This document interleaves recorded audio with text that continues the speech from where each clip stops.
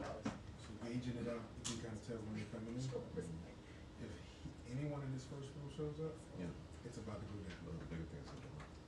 Yeah, we can see all of them. Yeah, that's why I'm trying to like, take my phone over here. Yeah, that's it. Yeah. So curious. You got kids? No, absolutely not. Just gotta stay up here so you like. Nothing against them. You said you was a grandfather. Yeah, I'm sure.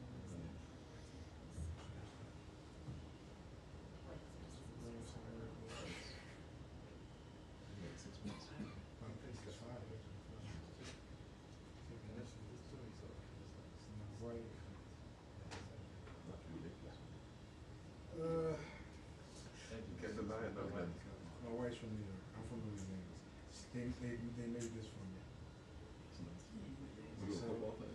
Radio. Me, my first one, my second one, my third one. They never plus. I'm gonna hit it. You all girls? No, my son. Right next to me. Good to see you. Aaron, yeah. Yeah. Oh, yeah. Yes, they come over and they probably stop. They go. She just making up his done. They gonna make it right. Back and forth. Probably. I wonder when the Chinese gonna be actually Taiwan. I know. It's an odd relationship. Yeah. Just we still trying to get news. Will they send someone? Maybe. What is that? Fireplace or Fireplace on the electric fireplace. I can change that. Yeah. You did that yourself? No, I haven't. The bar. Oh, that's nice. Okay.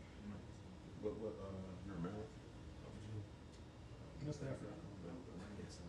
I've lived in there 2 hours. No. Oh, from here? No, it's like I drive 100 miles a day. Yeah. No, I so was driving 7 miles. so it's 47 miles pretty much from my house to here. Average off, it's 100 miles. And stuff. So yeah, I'm cool. I mean, it's a straight shot. I've been doing it for like since what, 2000. I can take the VR. Yeah, people tell me I don't like it because it's like I did that. I want to leave when I want to leave. I want to leave when I want to leave. Say we get released early, I ain't got to worry about it. The thing is when you just Exactly. Exactly. I'm like, I'm cool. I'm driving my car.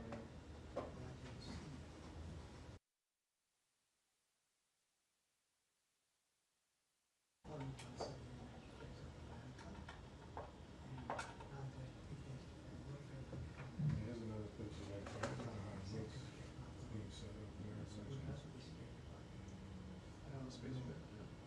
The top is 4,500. The bottom added that is about almost 6,000. Almost 6,000 square feet to the house, 5 acres. That's why I say the tennis colors. So that's what you're about. I just don't like being bothered. I have 32 homes in my neighborhood. I don't talk to my neighbors. My neighbors are scout for the squad. My neighbor's neighbor is scout for the I don't talk to them at all. No, I'm good. I'm good. We don't need to talk.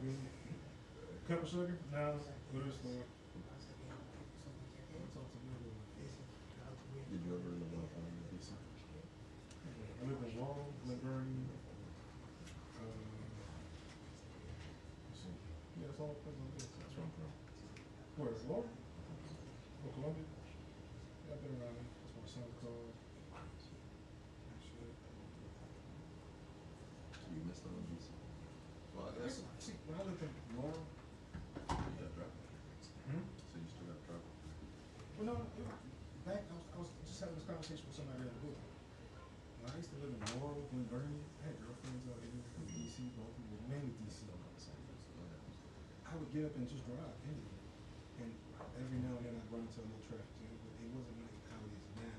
Coming on New York out. I've gone everywhere, man. Or I'm coming down Betty Road. Yeah, That's all right now. it's just, Trying to grab me. well, it wasn't that bad back in the day. It's like, it makes me want to stay home now. It's like, my wife tells me, like, we gotta go somewhere. I'm like, man, I just like doing with you. She said, yeah. But I actually miss it. The food is better. There's much more to do. I don't see anybody else.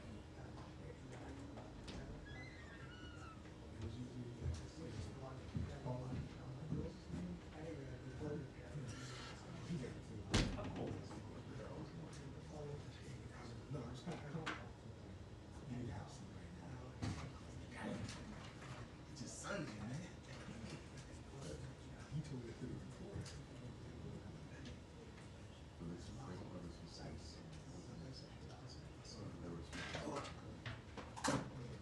Go ahead, Nick.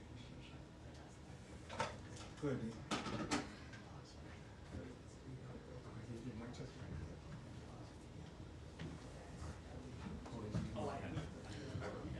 Testing, testing, 1, 2. Department press briefing audio. Testing, testing, 1, 2.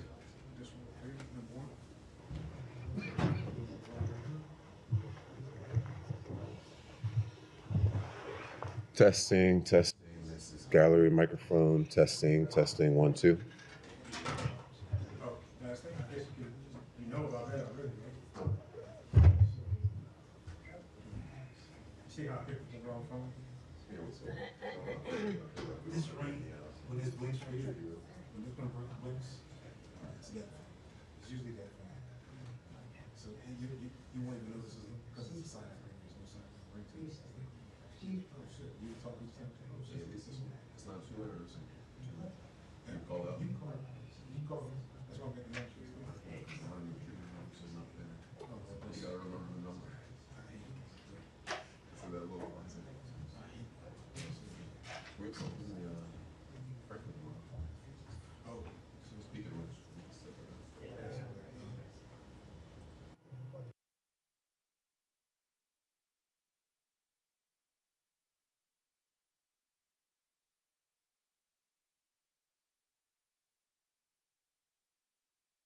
In surrounding.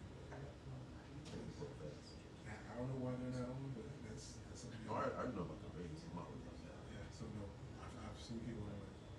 I actually tell my guys, you're in a microwave right now, right?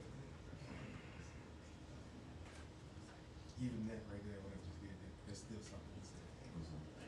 Yeah, you can't. Even saying all that is. Just be mindful of your conversation.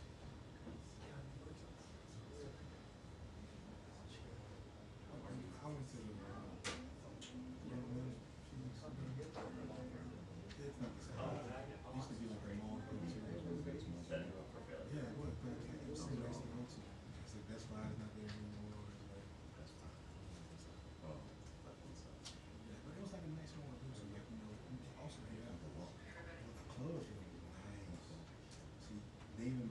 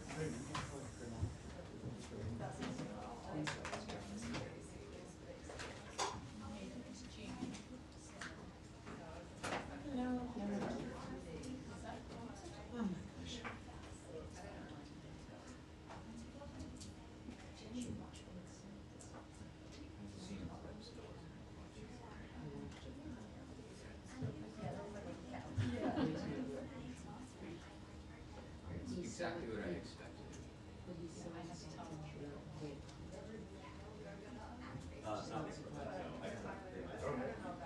He was single. No, I didn't see that.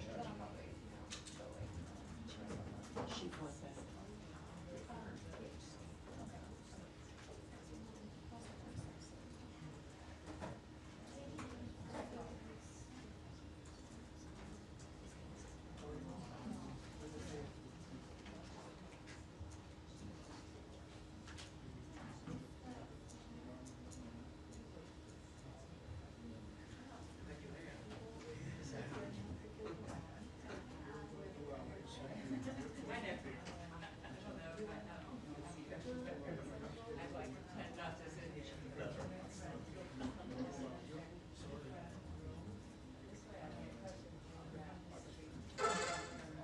I have no idea. I mean, it's just, I mean, it sounds like my laptop is possessed, but. Yeah.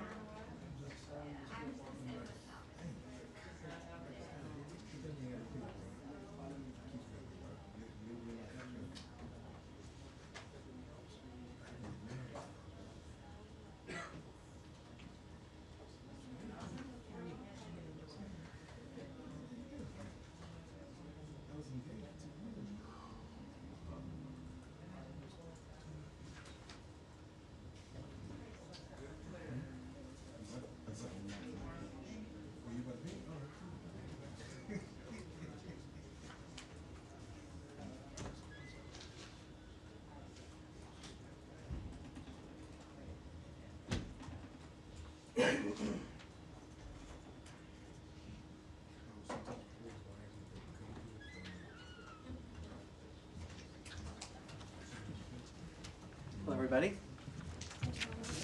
Hopefully you're staying somewhat cool in this weather. That's been a hot couple, it's nice. It's been a hot couple days, at least for me. So I'm glad to hear some people are enjoying it, but it's been kind of hot, not used to this level, but nice and cool in here, which is nice. So I have a few announcements up top, and then I'll be happy to take some questions. This week, President Trump and Secretary Rubio returned from the historic NATO summit in The Hague, where allies committed to dramatically increase defense and security spending to 5% of GDP. This landmark pledge reflects a generational shift in NATO's posture, ensuring that NATO has the forces, capabilities, warfighting readiness, and resilience needed to deter and defend against all modern threats. This is peace through strength. It's not just about budgets, it's about building real military power, a stronger industrial base, and interoperability to last.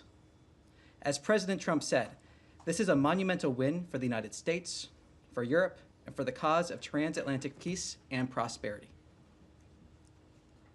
The President's leadership deserves full credit for the reinvigorating NATO and restoring strategic clarity to the alliance.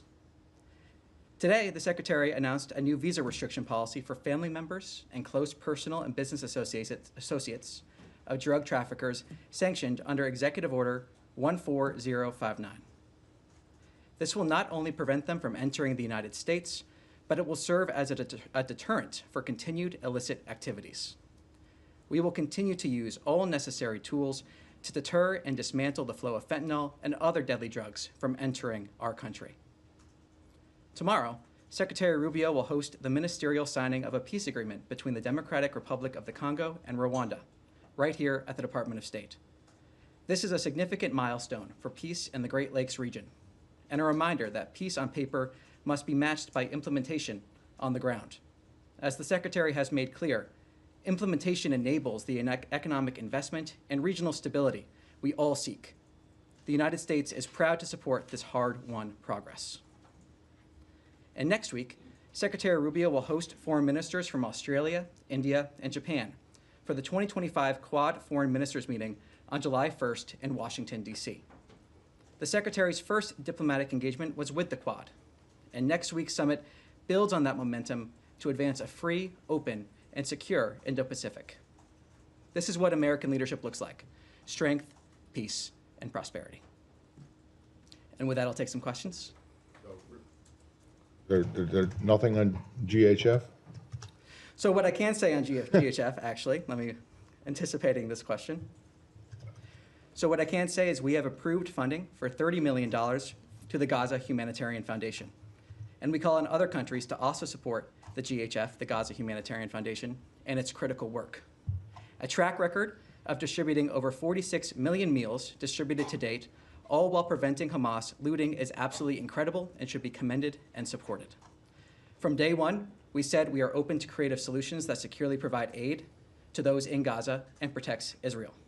This support is simply the latest iteration of President Trump's and Secretary Rubio's pursuit of peace in the region.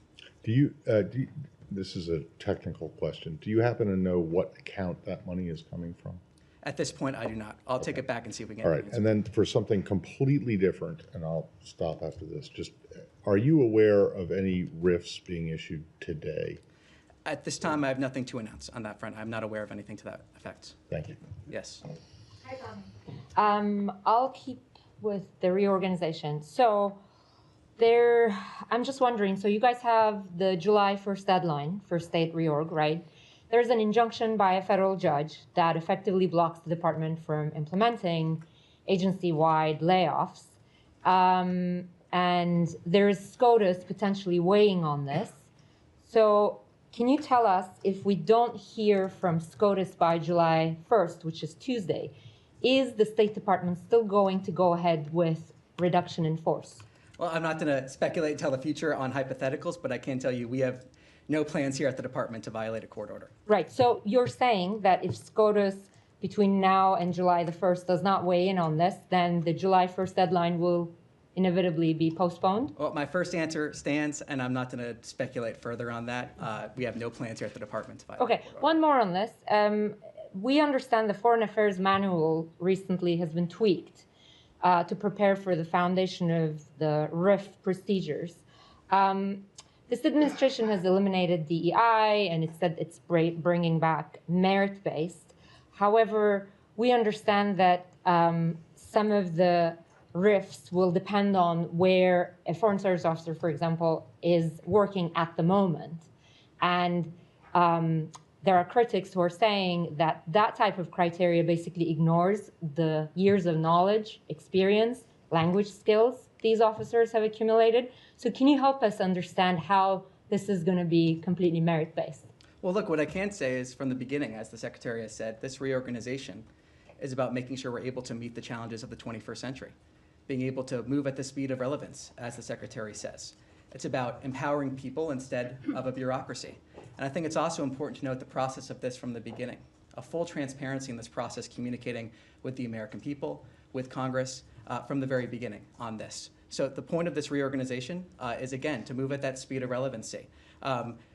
Again, I'll stress that I don't want to speculate moving forward exactly on what may happen, but I think it's important to remember the track record of how we got here and the ultimate point of this and what the American people, I think, would expect when it comes to meeting those challenges that we face today.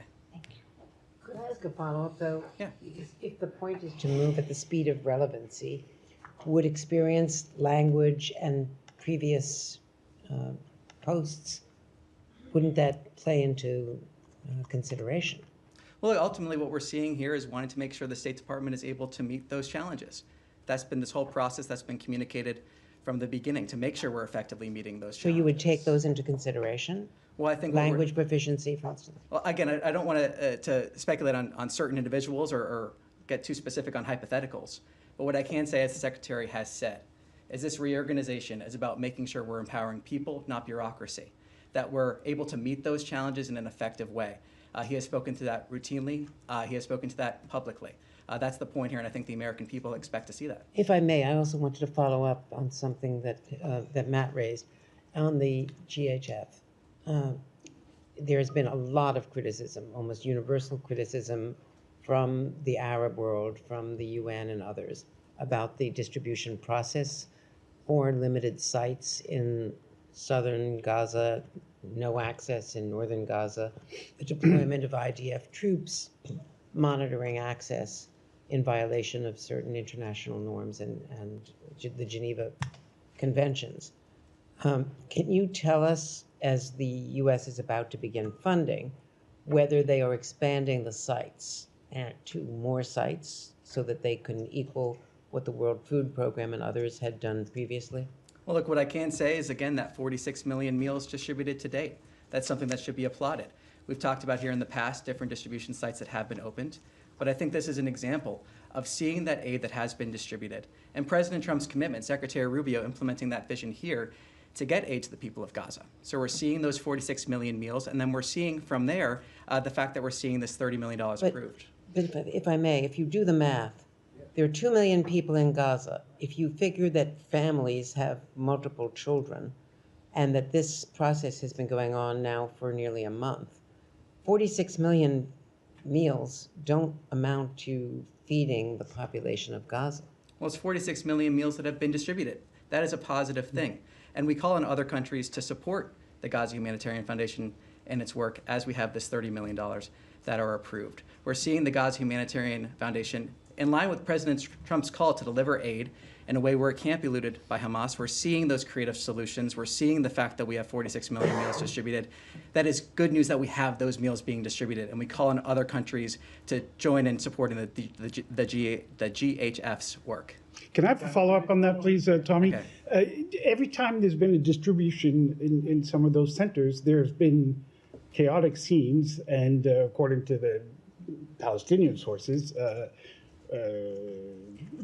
shots and people actually dying, heading towards these centers. Now, the Israeli army is saying it's investigating and all that, but it seems to be a pattern from the beginning. So do you have no issue with that whatsoever? What's your take on that? Well, there are two factors here. First, we refer you to the IDF on their investigations. Second, I would remind you that many of these reports, some of these reports, are based in Hamas propaganda. So we have two factors here when it comes to some of these reports. Ultimately, we want to see aid reach the people of Gaza. The Gaza Humanitarian Foundation has delivered 46 million meals. We've seen that. We want to see that food being delivered. We see the $30 million approved. So that's what the story is here, moving to implement, get those creative solutions in there to make sure that the aid being distributed is not being looted by Hamas. And just a follow-up on that, you said $30 million. Has that money actually been given to the foundation already? It's been to whom? It's been approved. That's as far as I can go on that front. Yes.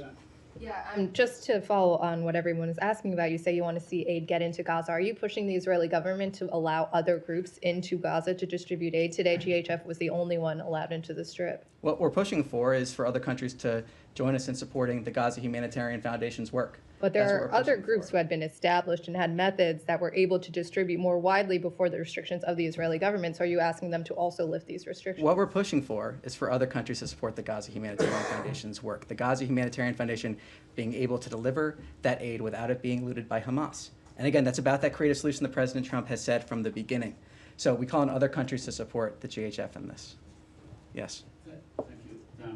To follow up, I'm sure that 46 million meals are very good, and the Palestinians appreciate that. But that, as Andrea said, that translates to about 20 meals per person over a period of a month, because it's been a month since they started this thing. So there are only like 4 centers. So are there any plans to expand these centers to make more openings, more entry points and so on for aid and all these things? Because Gaza used to receive 1,000, maybe a couple thousand trucks of food a day. So the situation is very dire.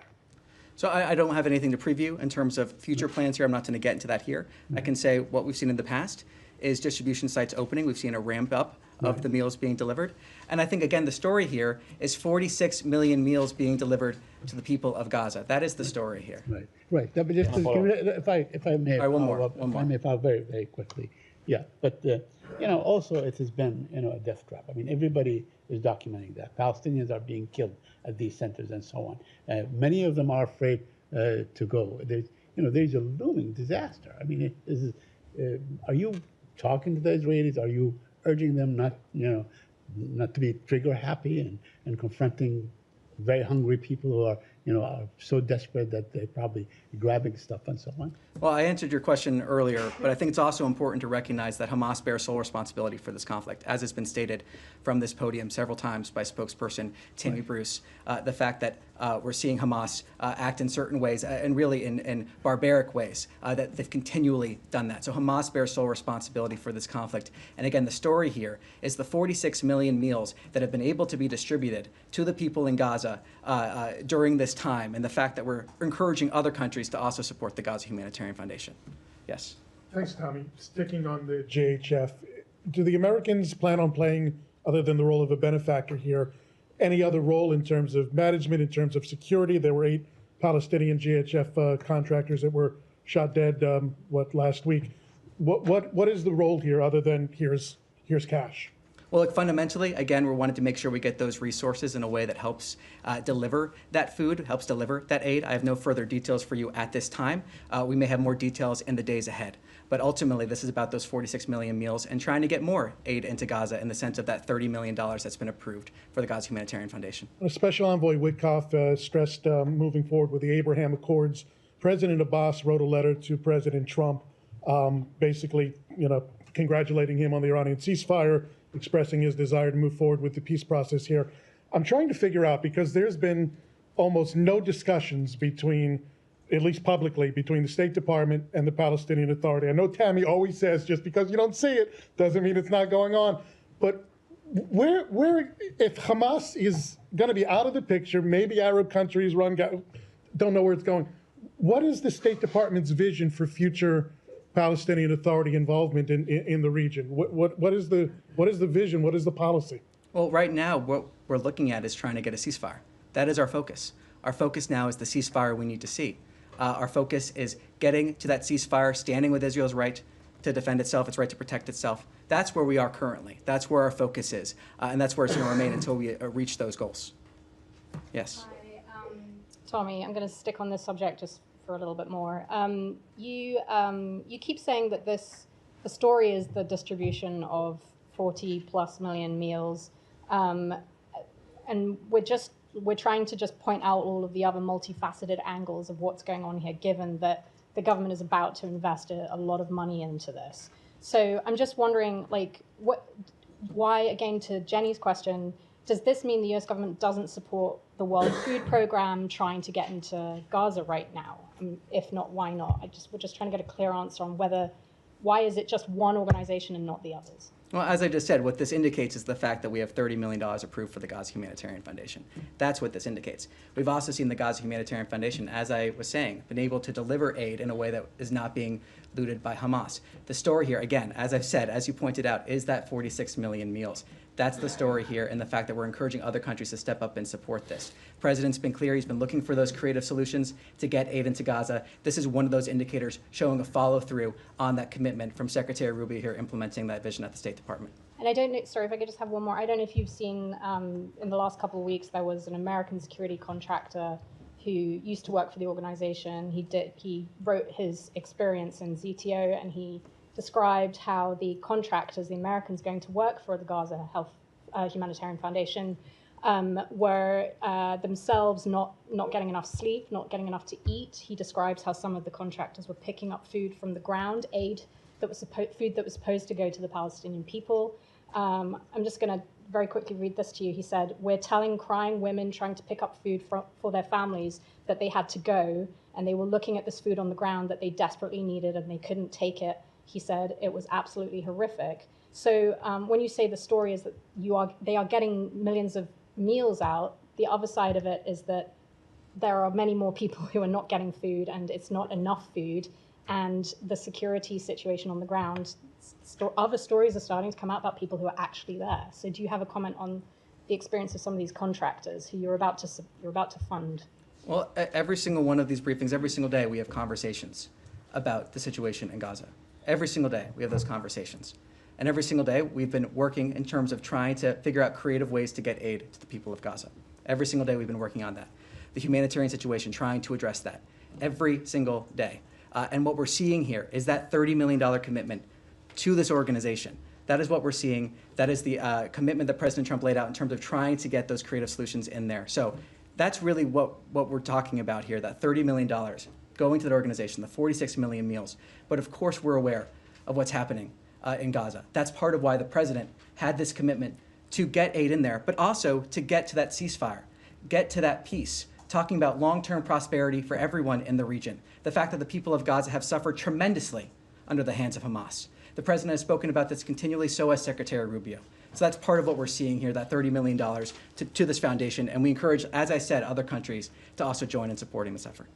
Yes. Thank you, Tommy. On Iran, there's been some perhaps mixed messaging on the diplomatic outlook. The president has said he doesn't think a deal is necessary, but Special Envoy Witkoff said yesterday that he's hoping for a comprehensive peace agreement. If talks with Iran do indeed happen next week, as the president said they would, can you say what the goal would be for those discussions? Well, I refer you to my colleague Caroline. She spoke about this at the press briefing at the White House. One of the things that she said there was the goal of an Iranian meeting is to obtain long-standing peace in the region, and I have nothing further to add to her comments. So no nuclear agreement would that be necessary? Again, nothing to add in addition to my colleague Caroline's comments. Yes, sir. Yes. Yeah.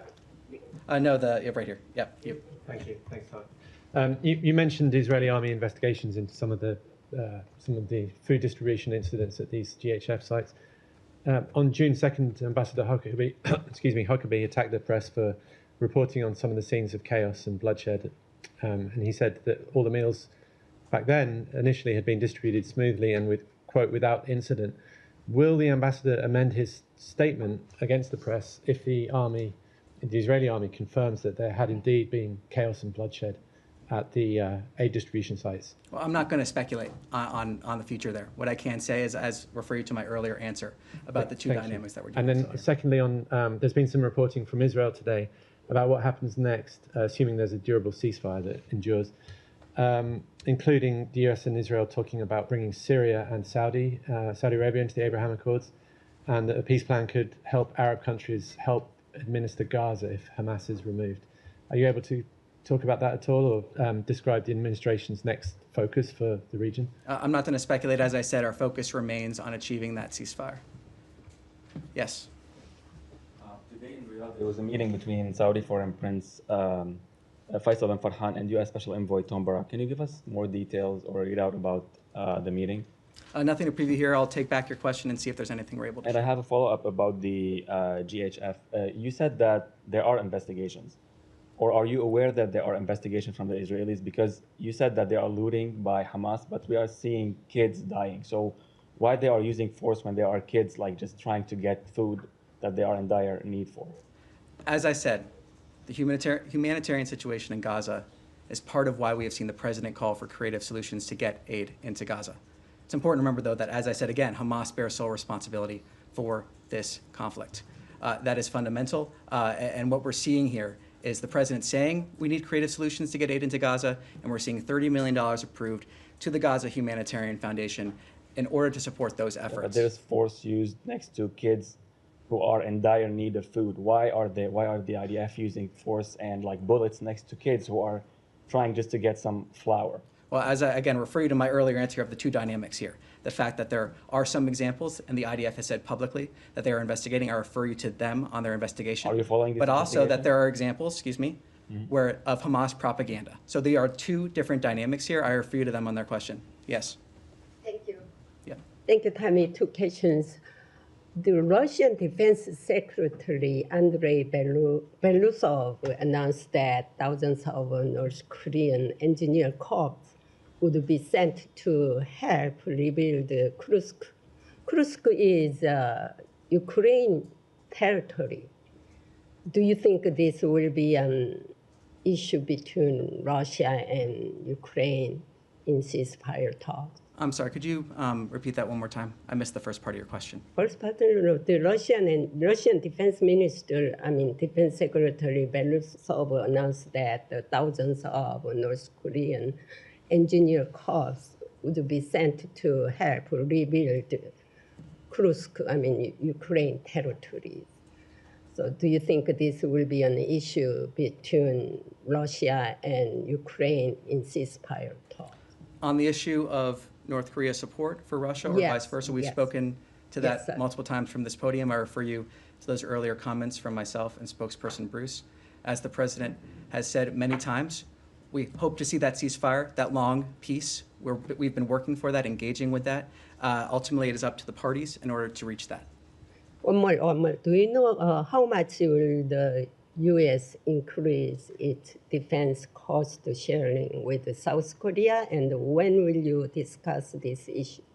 Let me take back your question and see if we can get some further details for you. Somewhat related to that, can I just ask a logistical thing, and just very quick? You mentioned the Quad meeting that the Secretary is going to be hosting. Yes. He is still planning to meet with these foreign ministers individually before the Quad meeting, right? I'll see what we're able to read out. At this point, I can confirm the Quad meeting, but I'll see if I can get you more details on that. Thanks. Can I go to Africa? What you asked, what you talked about at the beginning. What exactly is being signed tomorrow? Because Nobel Peace Prize winner Denis Mukwege said that this peace process has been opaque, non-inclusive, that this deal rewards aggression. I mean, he's been very critical of this, so I'm wondering what exactly is being signed here. Also, first of all, as you mentioned, tomorrow Secretary Rubio will host the ministerial signing of the peace agreement between the Democratic Republic of the Congo and the Republic of Rwanda right here at the State Department. There are provisions on respect for territorial integrity and a prohibition of hostilities, disengagement, disarmament, and conditional integration of non-state armed groups, establishment of a joint security coordination mechanism that incorporates the CONOPS of October 31st, 2024, facilitation of the return of refugees and internally displaced persons, as well as humanitarian access and a regional economic integration framework. So, though I would stress also what was mentioned in my topper, that it is with implementation of this agreement that the economic investment and development we all want to see will be possible. So you talk about regional framework, but this is just between two countries, and there are a lot of countries involved in this conflict. Well, I think ultimately, again, refer you to the comments I just had there. There'll be more information as we approach the day itself, but this is good news. This is good news. This is a fantastic achievement. We're proud to support this effort, and we applaud this effort. Tommy? Yeah, said. Yes. So I have two questions on China. One is that China reportedly is tracking down its rare earth exports and seizing the passports. Can you please confirm that? And secondly, as The State Department increases scrutiny on the student visas of foreign students, particularly from China. I'm wondering if the department has concerns about the Chinese student associations in the U.S., given their ties to the Chinese consulates, and they have been described as a tool to extend Chinese influence. So on your first question, I'll take that back, see if we can get you some details on that. On the second, on student visas and on our visa policies here in general, what I can say is that every single visa decision is a national security decision. And that's something that Secretary Rubio takes incredibly seriously. And I think it's the American people want that to be taken seriously, the ability to properly vet certain rules, regulations. Every single visa decision is a national security decision, no matter who you are applying for a visa. And that's, like I said, something the Secretary takes very seriously. So that's all for today. Thank you very much. Appreciate it.